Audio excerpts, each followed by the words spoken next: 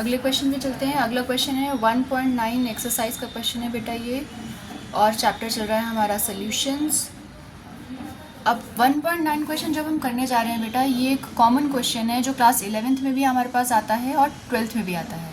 या आप ये समझिए कि पीपीएम पार्ट्स पर मिलियन वाले टॉपिक का ये एक ऐसा क्वेश्चन है जो दोनों क्लासेस में रिपीट होता है।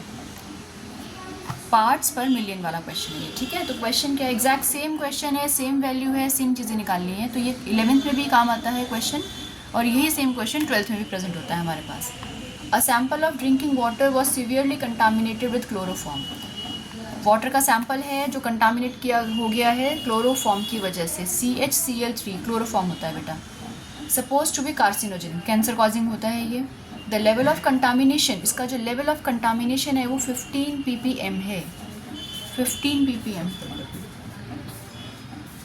The level of contamination is 15 ppm। तो आपको इसमें फाइंड क्या करना है, आपको फाइंड करना है बेटा सबसे पहले express this in percent by mass. Mass percent निकालनी है आपको इसकी, और दूसरे पार्ट में क्या निकालना है आपको, दूसरे पार्ट में इसकी मोलालिटी निकालनी है आपको। दूसरे पार्ट में इसकी मोलालिटी निकालनी है, ठीक है जी। तो चलिए स्टार्ट करते हैं, कैसे करेंगे। 15 ppm मीन्स क्या मतलब होगा इसका, इसका मतलब है 15 gram of chloroform in million, 1 million 10 to the power 6 gram of solution. ये बहुत इंपॉर्टेंट लाइन है बेटा कि 15 ppm का मतलब होता है कि 15 ग्राम क्लोरोफॉर्म 1 मिलियन सोल्यूशन के अंदर प्रेजेंट है। दैट मीन्स 1 मिलियन ग्राम 10 की पावर 6 ग्राम के अंदर 15 ग्राम ऑफ क्लोरोफॉर्म प्रेजेंट है। ये क्लोरोफॉर्म क्या है हमारा, ये हमारा सॉल्यूट है। अब आपको पहले पार्ट में निकालनी है मास परसेंट। तो मास परसेंट ऑफ पीपीएम के केस में कैसे निकालते हैं हम, तो हम यहाँ लेते हैं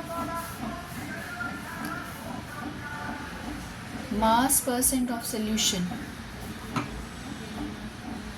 will be mass of solute by mass of solution into 100।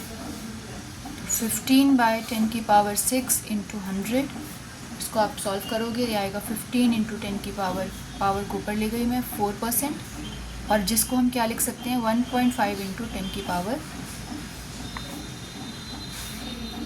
ये -4 होगा, ये -3% के हिसाब से हो जाएगा। तो ये हमारे पास मास परसेंट है। अब बी पार्ट में आपको क्या निकालनी है, मोलालिटी। अब बेटा जब भी हमारे पास पीपीएम का केस होता है ना, तो आपको एक ध्यान रखना है कि जो हमारा मास होता है सॉल्वेंट का, वो सॉल्वेंट का मास ऑफ सोल्यूशन के इक्वल होता है। क्यों, ऐसा क्यों होता है, क्योंकि आप ये देखो 1 मिलियन में सिर्फ 15 ग्राम क्लोरोफॉर्म प्रेजेंट है। आप ऐसे मान के चलो कि जैसे आपने 1000 लीटर की टंकी के अंदर, 1000 लीटर की टंकी है आपके पास, और उसमें आपने 1 चम्मच नमक डाल दिया, तो क्या आपको खारा पानी मिलेगा नीचे टैप में? नहीं। क्यों? क्योंकि वो जो क्वांटिटी है सॉल्यूट की वो ना के बराबर है, उसका होना ना होना इक्विवेलेंट है। इसीलिए जो हमारा सोल्यूशन है वो सॉल्वेंट ही होगा, और जो सॉल्वेंट है वो सोल्यूशन का ही फॉर्म है।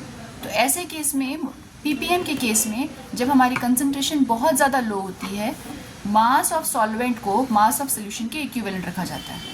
तो मेरा यहाँ पे मास ऑफ सॉल्वेंट कितना हो जाएगा, मास ऑफ सॉल्वेंट हो जाएगा 10 की पावर 6 ग्राम, इतना हो जाएगा। ये सॉल्वेंट हो गया। सॉल्यूट कितना होगा मेरे पास,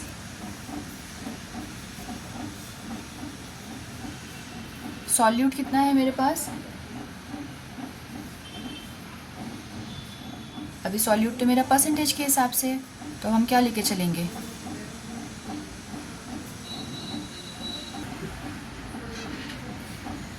तो मेरा सॉल्यूट देखो, अगर मेरा सॉल्वेंट और सॉल्यूट, अगर मेरा सॉल्वेंट सोल्यूशन के मास के इक्वल है, सोल्यूशन का मास कितना है 10 to the power 6 ग्राम, तो वो मेरा सॉल्वेंट हो गया। तो सॉल्यूट कितना होगा 15 ग्राम, कितना होगा 15 ग्राम।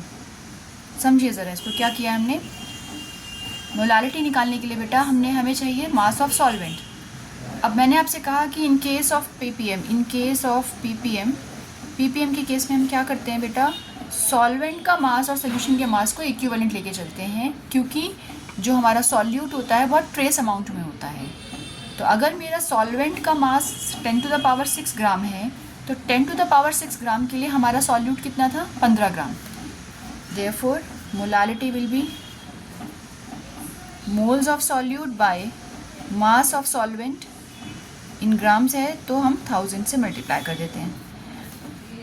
अब given mass by molar mass into mass of solvent into 1000। Given mass कितना है हमारे पास? 15 ग्राम। मोलर मास, अच्छा मोलर मास हमने अभी निकाला नहीं है, चलिए निकाल लेते हैं, कोई बात नहीं। मोलर मास क्या होगा क्लोरोफॉर्म का? CH Cl3। तो 12 + 1 + 3 इंटू 35.5। तो यहाँ से इसका मोलर मास आ जाएगा बेटा 13 + 106.5, दैट विल बी 119.5 ग्राम पर।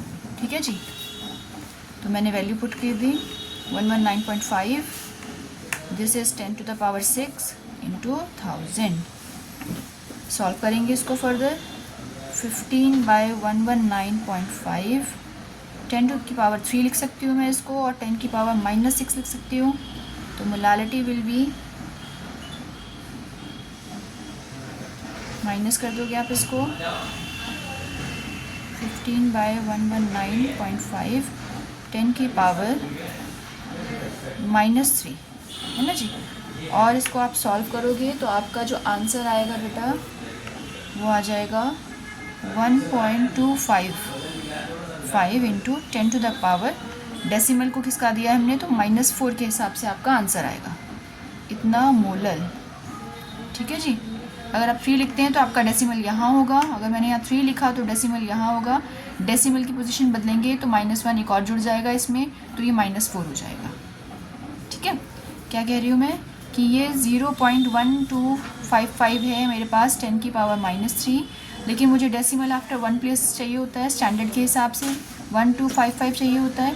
तो 10 की पावर क्या हो जाएगा, एक पॉइंट हमने शिफ्ट किया है तो -3 -1, तो ये हो जाएगा -4। हमारा आंसर आ जाएगा इतना। इस पार्ट में हमने क्या किया है, हमारा आंसर आएगा 0.1255 10⁻⁻3, लेकिन हमें आंसर स्टैंडर्ड फॉर्म में चाहिए होता है तो हमने डेसिमल शिफ्ट कर दिया। डेसिमल शिफ्ट करते हैं एक प्लेस तो जो पावर होती है उसमें माइनस हो जाती है जब हम लेफ़्ट से राइट में जाते हैं, तो है ना। तो -1 हो गया ये, तो -1 इसमें जुड़ा तो ये -4 हो गया। तो हमारा आंसर फाइनल क्या आ गया, 1.255 10⁻⁻4 मोलर। तो ये ppm वाला क्वेश्चन है जो कॉमन होता है बेटा क्लास 11th में भी और क्लास 12th में भी।